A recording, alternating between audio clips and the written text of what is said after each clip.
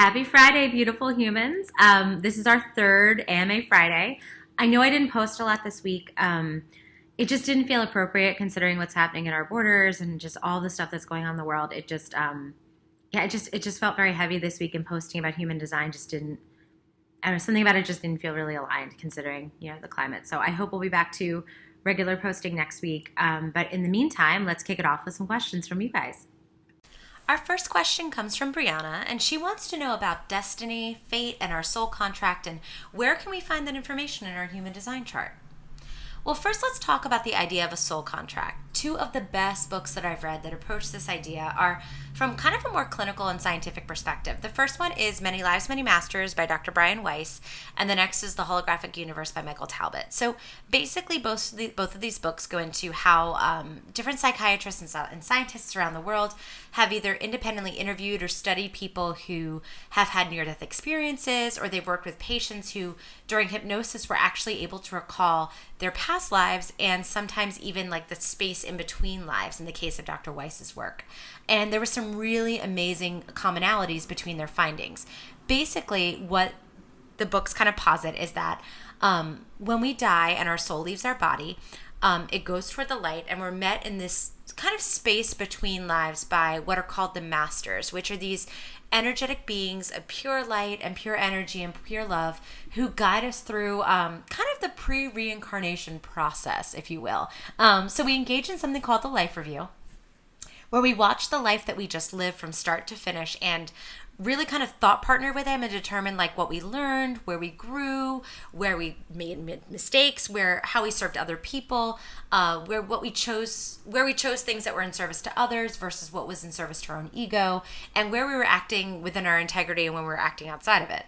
All in an attempt to really determine like what we need to learn and where we need to grow and what we're going to give others during our next incarnation. And this information becomes our soul contract. It's even been suggested, which I love, that we choose our parents, we choose where we're going to be born and when, and what major life events are going to happen to us, all in an attempt to kind of grow us into our highest versions of ourselves. But there's a little complicated wrench that gets thrown in here, which is free will. We're not born remembering our soul contract. Like we don't, come out of the womb with it in our hands. So our lives are kind of this beautiful push and pull between our earthly human kind of erring ways, like to err as human. So we have choice that kind of gets thrown into the mix, plus divine guidance. So it's kind of a tension between these two things. So human design can actually give us kind of a peek into what that soul contract might have contained. And so to walk you through a chart, I'm going to use Beyonce as an example to kind of give you a sense of where in your own chart you can look to kind of find that information for yourself. And I chose Beyonce because, my God, she gave an incredible gift to the world this week. Her new album is so good. I fucking love her. Anyway, so Beyonce's chart. I went on My Body Graph. I ran her chart. Just in case you're new to human design, the body graph, it's what's on the left, and the chart properties are on the right. So there's three kind of main categories of information that we get from our human design charts. We get information about the mundane, day-to-day, kind of physical plane stuff. We get information about the gifts we've been given and the lessons that we're charged with learning. And then we get information about what our life purpose might be and what some major life themes we're going to encounter are. So the day-to-day information, that's our type, our strategy, our authority, our centers, our not self-theme, our signature, like that all helps us kind of navigate the day-to-day bullshit that is life, how we use our energy, etc. Then we have our gifts and our lessons, and that lives in our gates and our channels. So that'll tell us basically like what gifts we've been given to kind of navigate this plane and what lessons we're here to learn. And then finally, we've got our theme and our purpose. So what are some major recurring themes that are going to happen in our lives? What are we here to ultimately do? And that information lives in our profile and in our incarnation cross. So for Queen Bee, we'll start with her. We've got a type. And in the day-to-day information, we'll go kind of macro to micro here.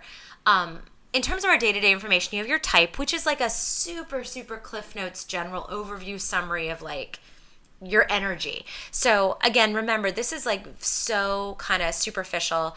We don't want to make decisions based on just knowing our type. We want to know our strategy, our authority, our centers, and like all the different parts of our chart. They all work together to kind of help us make decisions. So we've got our type.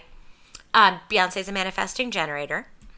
We've got our strategy. So this is how we make decisions, or how we're either initiated into, or how we initiate, if we're manifestors, into major phases in our life. So Beyonce's strategy is to respond. Believe it or not, she's not an initiator, and it's interesting, but how she's kind of taken her strategy of responding and turned it into art. But anyway, I don't want to digress. Okay, so we've got our authority. That's the body talk that our body uses to really communicate with us through either physical discomfort, through emotion, to let us know either yes, something is definitely meant for us, or no, back away, not meant for you. So Beyonce is a sacral manifesting generator. So she's going to either expand toward things or contract away from them, or even have like an audible like, ooh, or when like being confronted with a decision. And finally, we have our closed and open centers. So remember, our closed centers are where we've got consistent and fixed access to energy. And sometimes they're called defined, depending on the resource you're using. And we've got our open centers. And that's where you're the most vulnerable to either reflecting, absorbing, or magnifying the energies of other people. And they're our greatest teachers. That's what teaches us kind of how to navigate interpersonal relationships and how to kind of handle our own energy as we navigate the earthly plane. And they can either be called open or undefined, depending on the resource you're using. Okay, so I don't spend enough time talking about signature and not self. So imagine Beyonce at the end of the day when she falls into bed and she's exhausted, because she's a generator, a manifesting generator. So she's supposed to fall into bed exhausted every day. She should feel satisfied. So if she's exhausted and satisfied, that's kind of her body's way of telling her she's in alignment with her design. She's, acting with her inner integrity. She's giving her energy to things that light her up. That's how we should all feel. Again, if you're a manifesting generator, that's how we should feel at the end of the day. But our not self theme is kind of our body's way of shaking us up by making us uncomfortable, so that we know, like, hey, you're either out of alignment with our design, we're acting outside of our integrity, or we're giving our energy to something that's like not meant for us. So if you're falling asleep frustrated and exhausted, if you're a manifesting generator or a generator, you know you're out of alignment. So if Beyonce has like a day, because I'm sure Beyonce has bad days too, where she falls into bed exhausted and frustrated, she knows that day was kind of not, in the highest alignment with her integrity, or maybe she gave her energy to something that like she had to do, but wasn't something that lit her up. Again, that's her body's way of letting her know to like nudge her back on track. If it's a pattern, if you're having months at a time where you're falling into bed frustrated and exhausted and not satisfied and exhausted, that's your body's way of letting you know you need to make a shift, you need to make a change, so that you're back within your integrity and using your energy in the best way possible. So in terms of where the stuff gets really interesting is our gates and our channels.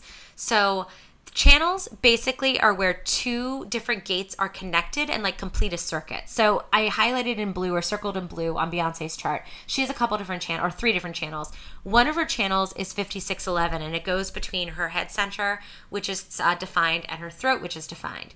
And so basically, so this is one place where you'd want to study in her chart, and depending on, how those two gates interact with each other, this could be a gift or it could be a lesson. And there's also gates that are by themselves activated in our chart. And a lot of times they come from our undefined centers, but they don't have a home in another defined center.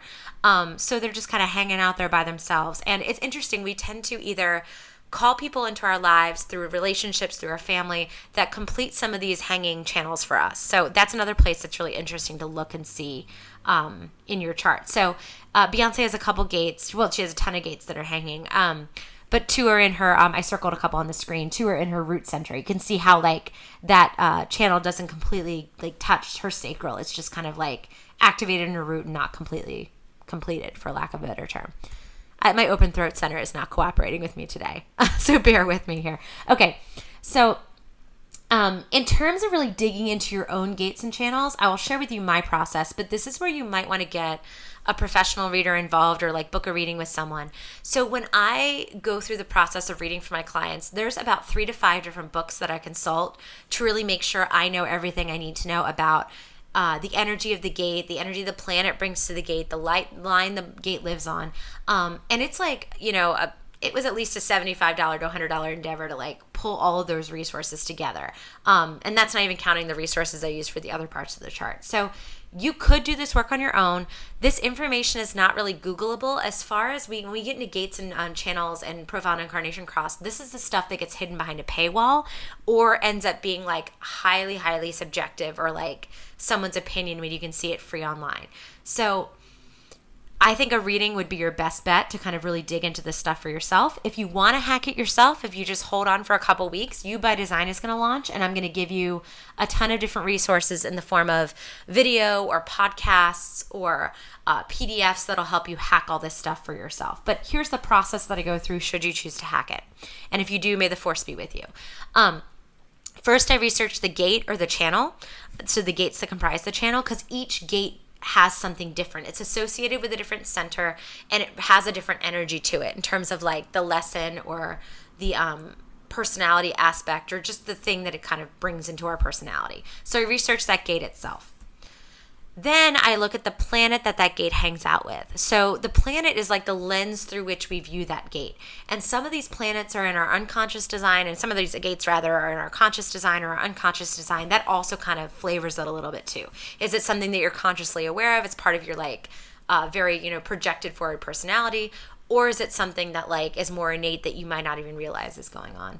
So I look at the gates or the channel, I look at the planet it hangs out with, and then I look at the line that it lives on, and that's the line of the hexagram. So when it's either on lines 1 through 6. So all of those things together kind of interact to make up what the entire gate or channel means. So I'll give you an example of that in Beyonce's chart.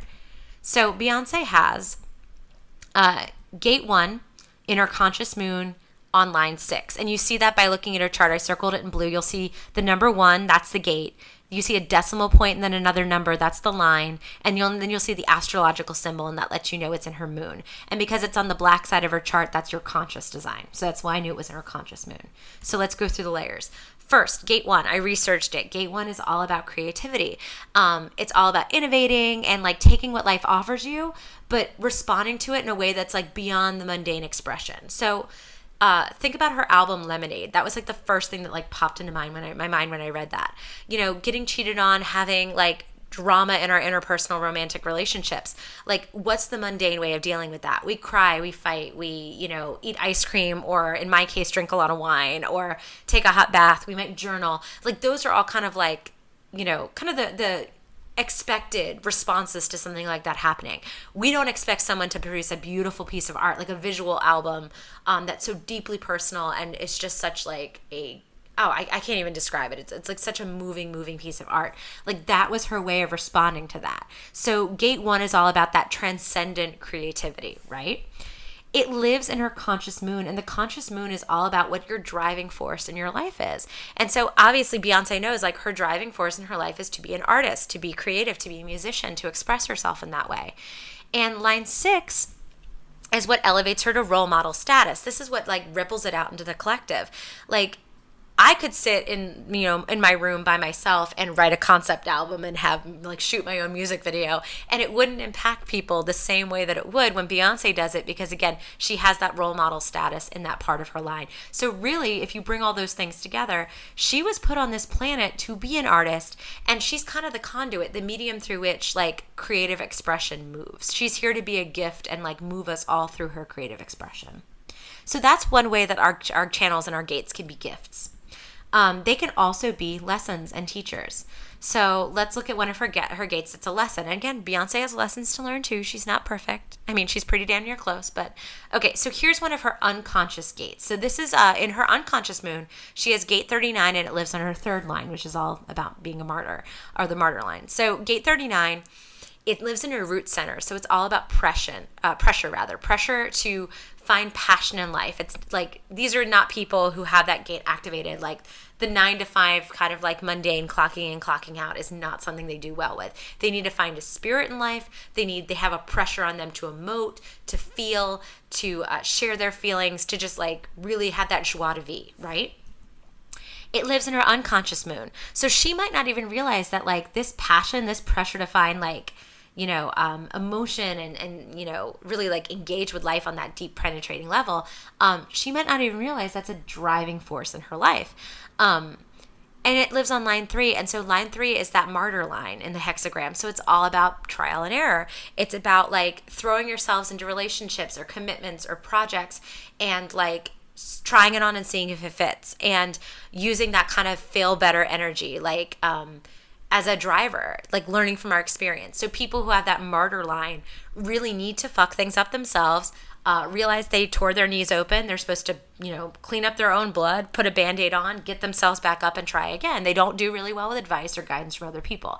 And so how this all kind of comes together is one of the things Beyonce is here to learn about is honoring her own way of dealing with conflict, of dealing with drama in interpersonal relationships, of navigating that need to find passion, that need to find that pressure to emote. And so for her, it's going to be figuring out what feels authentic to her in terms of when she engages in conflict or confrontation, or when she pulls away and kind of nurtures herself in that way, when she chooses to share her emotions and when she chooses to hold back. And it has nothing to do with what the cultural zeitgeist finds to be appropriate. It's all about what feels authentic and true and real for her. So that's a lesson that she's here to learn. So finally, bringing it on home, we've got our incarnation cross and your profile. So Beyonce is an investigator martyr. It's probably the only thing her and I have in common. And because I'm an investigator martyr as well. And her incarnation cross is the right angle cross of consciousness. So just a word to the wise. If you choose to hack your own chart, don't peep forward till the end. Always look at start from the beginning, really go macro to micro. Start with your type, your centers, your gates, your channels, and then move into the profile and the incarnation cross. Think of it like if you picked up a novel that was like really, really engaging and fast-paced and it was twists and turns. If you flipped forward to the end, you'd probably read the ending and go, well, the fuck did we get here? Like, how did this happen? That's kind of how it feels in human design if you just skip to your profile and your incarnation cross.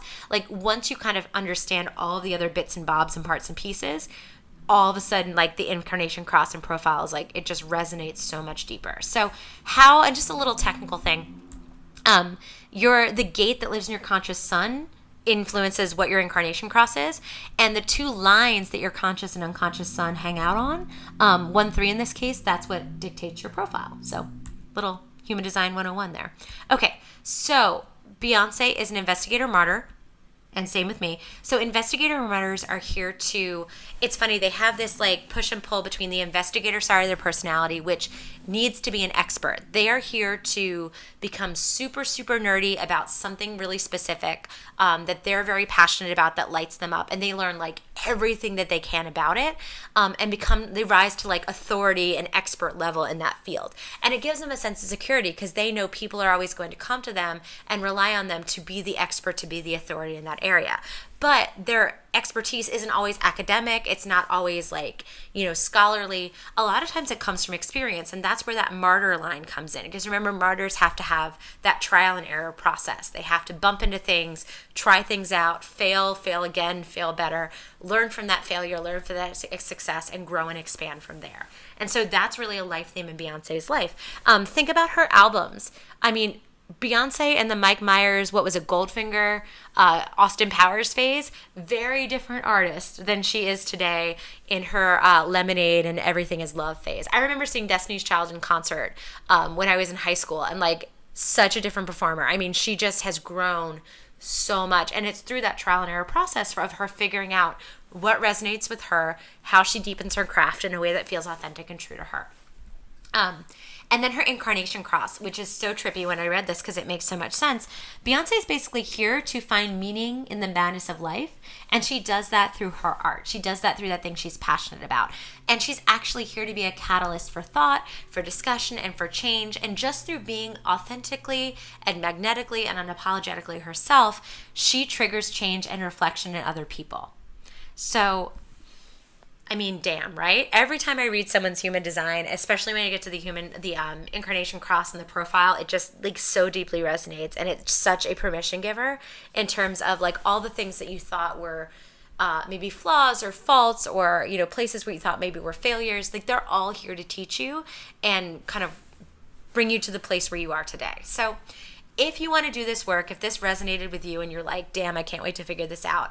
Again, a couple options. You can either hold on a little bit, and You by Design is going to be launching in a couple weeks, or We've got that AMA Friday code still active and live and ready. So if you peep my calendar and book a reading with me, if you enter the code AMA Friday at checkout, you get 20% off. Our second question today is all about projectors. So projectors who are watching and listening right now, I hear you, I see you, I am recognizing you right now. Please feel free to, I'm inviting you, send your questions in. I know there's been a lot of confusion around mental projectors versus energy projectors versus classic projectors, because I know you all have to be recognized and getting your invitations in different ways. And I get so many projector questions. So I promise you right now, in addition to the question I'm going to answer in a minute, in You by Design, there's going to be a whole section for you guys to really break down what your type of projector is and how to best use your energy. So here's to your question. Our second question comes from Kristen via Instagram, and she writes, I'm a projector with splenic authority, and I feel drained at the end of each day. So what's the best workout for my energetic makeup, and what's the best way to establish a routine given my kind of chaotic work situation? So there are several different things going on in this question. I'm going to do my best to unpack each and every one. So first, I asked Kristen for a little bit more information on her chart, and I found out that she's an energy projector, which kind of cracked me up because 2 AMAs ago, we had another Kristen write in who's also an energy projector. So if you want to kind of get a crash course on what an energy projector is and how they're different than classic or mental projectors, definitely check out the AMA from the 8th of June and forward to question 2, and that's all about what an energy projector is and how their makeup works. But just a really quick crash course in your specific system, because you guys have very similar charts in terms of centers that are open and closed. You both have your heart and your will center and your root center rather, and those are both motor centers. And so those two centers they're pressure centers, they're motor centers. They're trying to get you to do, act. When as a projector, your strategy is to be recognized and wait for the invitation. And so the challenge that energy projectors face is that they either give their energy to something that's outside of their integrity just to get kind of a release of that pressure, or they initiate because the pressure's too much to wait for. And so that kind of leads me to a couple questions, because the first thing that made me kind of stop and ponder when I read your question was the fact that you're drained at the end of each day. So you're not meant to fall into bed drained each day. As a projector, you're meant to fall into bed each day feeling exhausted but successful. And so if you're feeling exhausted at the end of the day and bitter or burned out, that lets me know that there's something off in terms of living by your design. So here would be my guiding questions for you. And again, without a reading, I can't answer these. So reflect on this. Think about this. Are you initiating instead of waiting to be recognized and invited? Because this is definitely a recipe for bitterness, which leads to burnout. Are you committing your energy to something outside of your integrity? This also causes burnout because you can feel like you're giving and not getting anything back, or not seeing the results that you want. Again, leads to bitterness, leads to burnout. You have an open sacral center. Are you building enough rest into your day? Because you're supposed to have a very specific cycle of work and rest as a projector. If not, this can cause burnout. And then finally, through that open emotional solar plexus center, are you taking enough alone time each day to empty out other people's energy?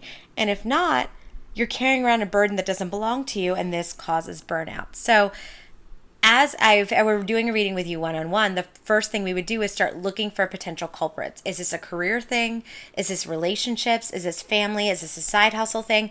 Because you mentioned your job being of service to others, being a job where you're doing a lot of giving, my instinct tells me it might be career related. So 2 other questions I would ask if we were kind of going through this process together. I would ask you about your magic in between. Are you really holding space to be silent and really magnetic and nurture the things that you're talented at, and really having the patience to see that through, to wait for that invitation, to wait for that recognition? Because again, trying to cut that time short can also cause burnout and bitterness as well. And again, I would need to know more about your gates, your channel, your profile, your incarnation cross to kind of get a sense of what is within your integrity. What are you here on earth to do? What is in your soul contract that is going to give you the most joy, is going to light you up the most? And that would be the thing that would invite the most grace and ease and flow into your life. So absent of that, here's what I can tell you. So in terms of what the perfect day might look like for you, and again, I always give a side note, all projectors are different, # not all projectors. So there's no perfect one size fits all projector routine, but there are some commonalities. So all projectors, especially having that sacral center open, you need a healthy work rest cycle. And that looks very different than generators and manifesting generators, because people with this center closed, they are built for stamina. They're like the marathon runners, right? You guys are the sprinters. So you need to be working in short bursts, and then you need to be listening to your body and building a schedule that allows you to rest as your energy dictates. So you're supposed to rest when you're tired and kind of work in a short burst in between. And you need to be leveraging the closed sacral center of the other people around you. If you're in a position where you can, like you're in a manager position, if you can dictate, or not dictate, sorry, I keep saying that. If you can delegate, don't dictate. You guys are actually supposed to lead by asking questions, so never dictate. But if you can delegate, or if you can kind of outsource different, tasks, or if you can work on a common workspace where you can kind of sit next to someone who has that center closed and they've got a really dynamic work ethic, that like that's some energy you want to emulate, that can help you crush your to-do list. So another strategy is to break a long project or a big task into small kind of bite-sized manageable pieces. Crush those, take a rest. Crush another item, take a rest. So naps are helpful for you. If you can't nap in the middle of the day, like, I know not all companies are on board with this, which they should be. You might want to take a long walk or cuddle up with a book, like listen to a podcast. Just make sure you're taking time to kind of reset and rest and recharge in between committing your energy to different projects. So if you work in a job where you can kind of dictate your own hours, that would be ideal. And it's actually funny because you asked me about what the ideal projector routine would be. For you, your routine is dictated by how your body is feeling and how your energy is feeling. So every day should look different based on what tasks you have to accomplish and how much of your energy it's requiring, and how much time you're giving yourself to rest and recharge. You're also going to need a ton of alone time. So you and I can vibe on this because I have my emotional solar plexus open as well. And we need time every single day by ourselves to discharge that energy. And so you have kind of a dual thing happening. You need to get rid of other people's work energy, which is through the sacral, and other people's emotional energy, which is through the solar plexus. So and you can only really do that through alone time. So to help kind of with this emptying out process, you're going to want to go to bed before you're tired. So like a good rule of thumb is about an hour before you need to have lights out, falling asleep. You want to be in your PJs, all comfy cozy, in bed, maybe journaling, maybe reading by yourself, trying to do some just empty out and kind of get rid of other people's energy. Meditation's a fantastic technique for that. So is yoga nidra, emotional freedom technique. Like these are all tools that can help you kind of get rid of what does not belong to you that you may have inadvertently taken on over the course of the day. You also want to have your high vibe tribe, right? So projectors are really, really susceptible to the people that they call in around them, especially because these are the people that are going to initiate you later. So you want to call in your coven, and you want to make sure that the women and men you surround yourself with, have energy that you want to emulate. And for you, it's going to be emotional energy that you want to emulate, and a work ethic, or like a hustle and a grind. I hate those terms, but like you want to have somebody who has that kind of career charisma, if you will, that you want to emulate work-wise. You need to make sure you're also giving your emotional resources only to your VIPs. So basically, like, you need to have relationships with people where you're getting back as much as you're giving. And so, because these are the people that are going to recognize and invite you. So again, career-wise, emotionally, you want to have people that support you, that, see you for the rock star you are, that feel that your magnetism, because you're spending all that time in that magic in between, nurturing yourself, what lights you up, what turns you on, and then surround yourself with people who are going to see that light and want to recognize you and invite you to share and guide others. So that's incredibly important. If you have to hang out with low vibe people, because we all have people in our life that just challenge us and push us and teach us. They're our teachers. But it is kind of draining to be around them.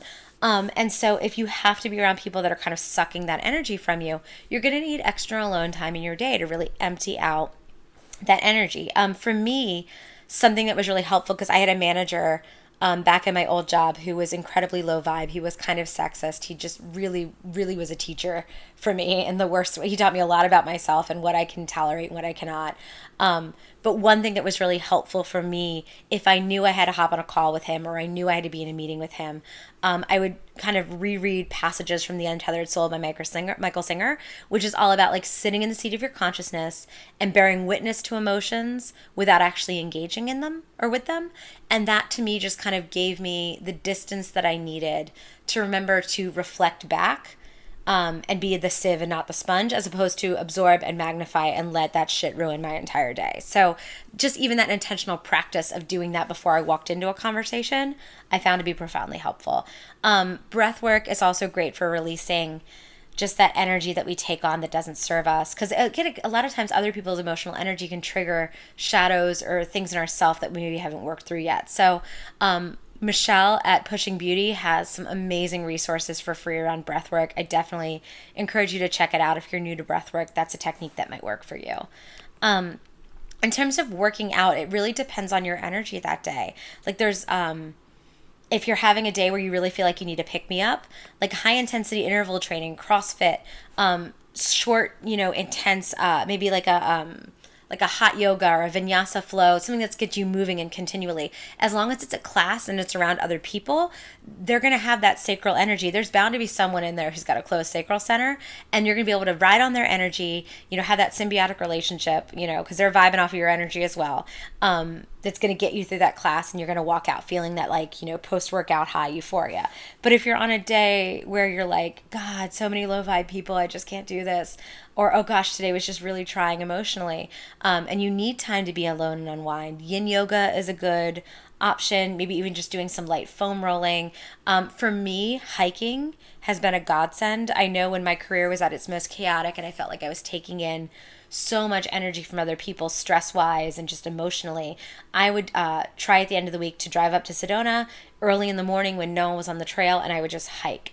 And I found that that brought me back into my body and reset my energy in a way that nothing else could at the time. So hopefully that answers your question. Those are some ways to kind of invite a little bit more ease and grace and flow into your life, but I would definitely really take a look at your career.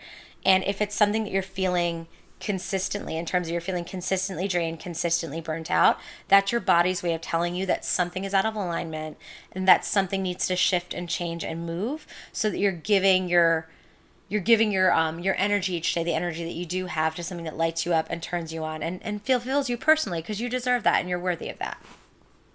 So that is our third AMA Friday in the books. So happy you tuned in. For those of you who submitted a question, a 25% off coupon is headed your way off a one-on-one reading with me. As a thank you for watching. The code AMA Friday is still alive and well. It's still working. That will get you 20% off a reading with me. And if you have a question that you want answered, definitely hit me up. You can drop me an email, interiorcreature@gmail.com. You can hit me up on Instagram @interiorcreature. Feel free to either comment on a post or direct message me. I read everything. And yeah, I'm looking forward to hearing from you. I will see you next week.